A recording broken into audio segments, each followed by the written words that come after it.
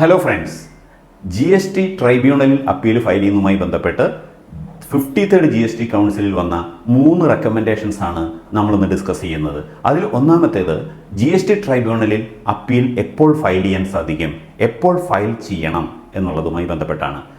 റെക്കമെൻഡേഷനിൽ പറയുന്നത് ഗവൺമെൻറ് ഒരു date notify ചെയ്യും. ആ നോട്ടിഫൈ ചെയ്യുന്ന ഡേറ്റ് മുതൽ 3 മാസത്തിനുള്ളിലാണ് നമ്മൾ GST ട്രൈബ്യൂണലിൽ അപ്പീൽ ഫയൽ ചെയ്യേണ്ടത്.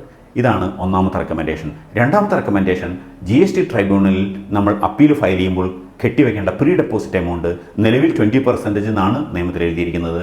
അത് 10% കുറച്ചിരിക്കുകയാണ് എന്നുള്ളതാണ് രണ്ടാമത്തെ റെക്കമെൻഡേഷൻ വരുന്നത്.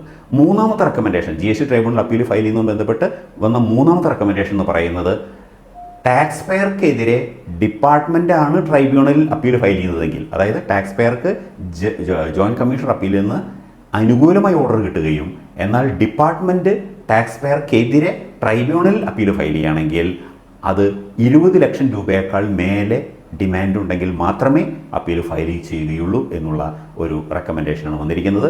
ഈ 3 റെക്കമെൻഡേഷനും ടാക്സ് പെയറെ സംബന്ധിച്ചിടത്തോളം വളരെ അനുകൂലമായിട്ടുള്ള റെക്കമെൻഡേഷൻസ് ആണ്. മറ്റൊരു എപ്പിസോഡിൽ വീണ്ടും കാണാം. നന്ദി, നമസ്കാരം.